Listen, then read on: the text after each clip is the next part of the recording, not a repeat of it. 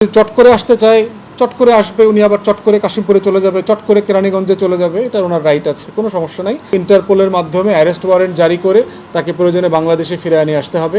আমরা তার বিচার চাই, ফাঁসি চাই না। চট করে শেখ হাসিনা চলে আসবেন, অফকোর্স বাংলাদেশের নাগরিক তো উনি বাংলাদেশে আসতে চাইলে অবশ্যই ওনার আসার অধিকার আছে। বাংলাদেশ সরকারের কাছে যদি উনি বাংলাদেশি পাসপোর্ট চায় অথবা ট্রাভেল ডকুমেন্ট চায়, অবশ্যই আমরা বলবো তাকে পাসপোর্ট দেওয়ার জন্য। যে কোনো বাংলাদেশের নাগরিকের বাংলাদেশে ফিরে আসার অধিকার আছে। আর যেহেতু আমরা তাকে বিচার করতে চাই ন্যায্যতার ভিত্তিতে আন্তর্জাতিক অপরাধ ট্রাইব্যুনালে, গণহত্যার বিরুদ্ধে, মানবতা বিরোধী অপরাধ যেগুলো হয়েছে সেগুলোর বিষয়ে তাকে তো আমাদের জেরা করবার জন্য, প্রশ্ন করবার জন্য আদালতের সামনে উপস্থিত করতে হবে।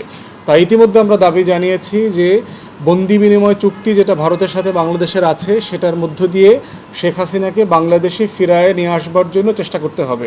দ্বিতীয় সোর্স যেটা আছে, ইন্টারপোলের মাধ্যমে অ্যারেস্ট ওয়ারেন্ট জারি করে তাকে প্রয়োজনে বাংলাদেশে ফিরায়ে নিয়ে আসতে হবে।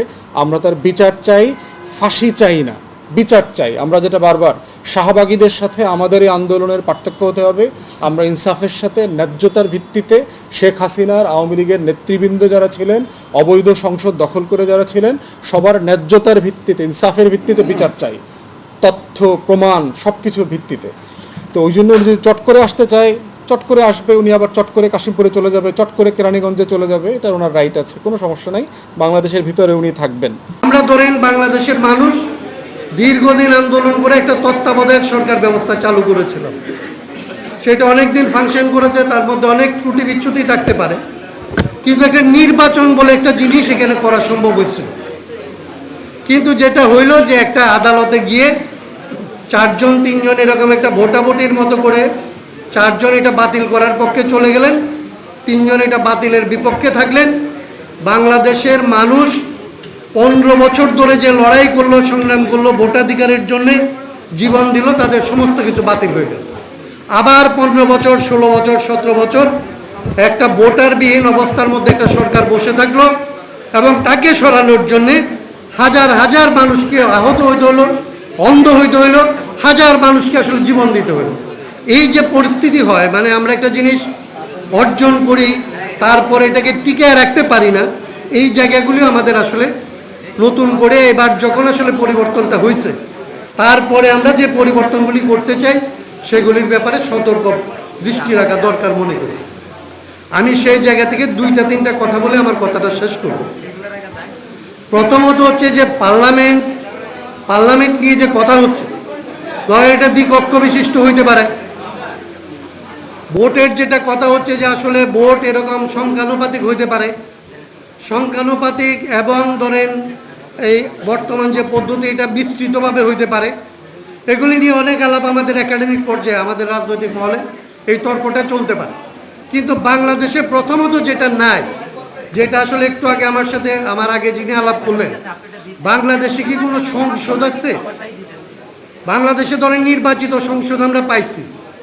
এর আগে তত্ত্বাবধায়ক সরকারের আমলে নির্বাচিত সংসদ ছিল, নির্বাচিত সরকার ছিল। ওই সময় কি আসলে সংসদ বলে কোনো জিনিস বাংলাদেশে ফাংশন করতে পারছে? এইটা যেটা ফুয়াদ বললেন যে বাংলাদেশে সংসদ কাজ করার মতো লোক পাওয়া যায় না, বিষয়টা তো ওইখানে সীমাবদ্ধ না। বিষয়টা সীমাবদ্ধ হচ্ছে যে আপনি 300 যোগ্য লোককে যদি এখানে নির্বাচিত করেন এবং 70 দ্বারা যদি এইভাবেই থাকে, 70 অনুচ্ছেদ যদি বহাল থাকে, তাহলে আপনি 300 যোগ্য লোক না, আপনি 500 যোগ্য লোক দেওয়ার পরে প্রধানমন্ত্রী যিনি হবেন তার অঙ্গুলি হেলনে তাদেরকে দাসের মতো আচরণ করা ছাড়া তো তার কোনো কাজ করার থাকে না। তাইলে আসলে পার্লামেন্টকে আসলে আপনি কীভাবে পার্লামেন্ট করবেন, সেই পার্লামেন্টে কতজনকে আপনি আসলে সদস্য করে আনবেন, সেই পার্লামেন্ট কিভাবে পরিচালনা করবেন, এগুলির মধ্যে কোনটা আমাদের প্রধান আলাপ, কোন আলাপটা এখন করতে পারবো, কোন আলাপটা এখন সমাধান করতে পারবো, কোন জিনিসটাকে এখন ফয়সালা করতে পারবো, এইটা যেহেতু আমরা আসলে অভ্যুত্থানের আগে তেমন করে আলোচনার মধ্যে আমরা একমত হইতে পারি নাই, আমি এখনও অনুরোধ করব যে আমরা যেন আমাদের প্রায়োরিটি লিস্ট করতে পারি।